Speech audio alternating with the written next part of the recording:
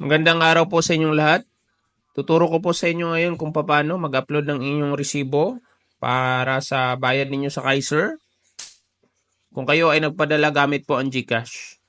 Pero bago po yan, mahigpit po nating paalala na wag mag-upload ng malabong resibo, kulang ang binayad, putol ang resibo, at pinaka-importante nakalagay sa resibo on process.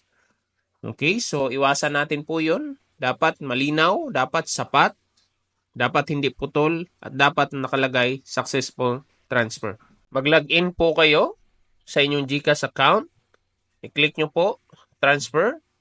Tapos pili po kayo kung anong bangko dyan ni IMG. Okay? Lagyan po natin account name. Isulat natin International Marketing Group. Hindi lamang dapat IMG. Account number. Make sure na tama ang nilagay ninyo. At pinaka-importante sa lahat, lagyan nyo po ng email address. Dahil sa email na yan, ipapadala ang inyong resibo. Okay? Tandaan po natin, email address. Ang ipapadala na resibo ni GCash, yun ang gagamitin natin para mag-upload. And then ilagay nyo yung amount kung magkano. Okay? And then click nyo po confirm. Once na na-confirm nyo na, ito ang lumalabas.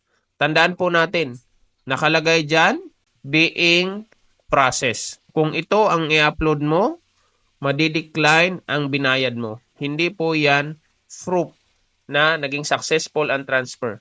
Check nyo your email and then tignan nyo po doon si GCash nagpadala ng resibo.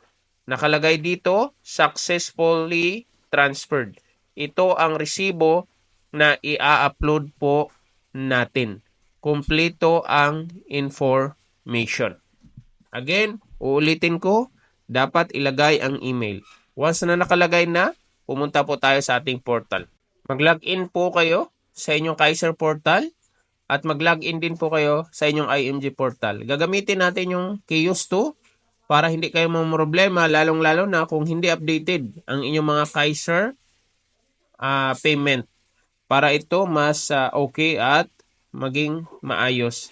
Punta kayo sa pinakababa, click IMG Kiosk 2, and then click nyo po regular subpay, click nyo po search, pumunta po kayo sa inyong Kaiser portal, copy-paste nyo po ang policy number, wag nyong isama ang ultimate, kopyahin nyo or isulat ninyo, and then click nyo po dito hanggang sa lumabas yung pangalan ninyo.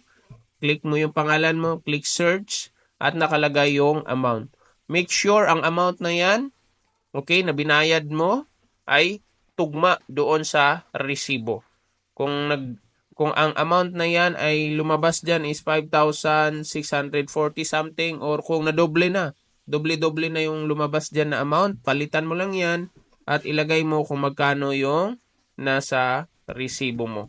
Kung yan yung binayad mo, ilagay nyo. Kung yan yung premium mo, ilagay mo. Kung nagbayad ka ng policy fee, then lagyan mo ng 500. Okay? Pero kung wala ka namang binayad na policy fee, then dapat 0 lang dyan. Click mo next. Okay? Bago tayo mag-proceed, make sure na ang amount na ito ay yan ang nasa resibo mo. Yan ang total na amount. Okay? Kung mali yan at hindi ganyan, then click nyo po edit. Punta kayo uli. So make sure na tama yung amount na nilagay ninyo, and then click po next. Ilagay nyo first name, last name, email, address. Okay, and then click nyo po bank transfer. Dahil ang ginawa natin is online bank transfer, then i-click nyo po ito. Okay, country, state or region, yan yung probinsya ninyo. City, yan yung bayan ninyo. Address line 1, barangay. Address line 2, kahit wag nyo nang lagyan zip code. Kung hindi nyo alam, ilagay nyo lang kahit anong number dyan. Mobile number, kahit anong ilagay mo, basta. Importante na lagyan yan, and then click nyo po ang bilog na yan, then click next step. So saan kayo nagpadala sa GCash? Anong bangko? I-click nyo po yon. Once na na-click nyo po yan, click select, and then click here to send us the proof of payment for verification. Puntahan nyo po ang resibo ninyo, ilagay ninyo kung anong date nakalagay doon, kung anong time, at yon ang ilalagay nyo dito. Click mo select file. Okay, i-upload mo yung resibo na yon na mayroon ka. Okay, click mo yon and then click open. So pag andyan na, lumabas na yung resibo, screenshot mo yan. Okay, o di kaya picturean. makikita yung reference number bilang proof na na-upload na po natin. And then click nyo po submit. Once na submit na, lalabas yan for verification. And then makakatanggap kayo sa email ninyo approval.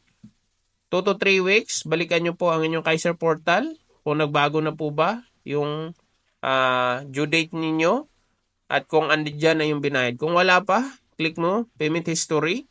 Pumunta ka sa pinakadulo kung yan na po yung date na binayad mo. Kung wala pa, click mo sa unposted, baka andyan na. Okay, kung wala pa rin, din maghintay tayo ng 14 to 30 days. Actually, maximum is 60 days. Importante na upload nyo ang resibo at tandaan po natin hanggat hindi pa or wala pa dito sa payment history yung resibo ninyo, taguin ninyo at huwag nyong walain. Ang benepisyo ninyo ay ang nasa resibo bilang proof na nagbayad kayo. Magandang araw po sa inyong lahat.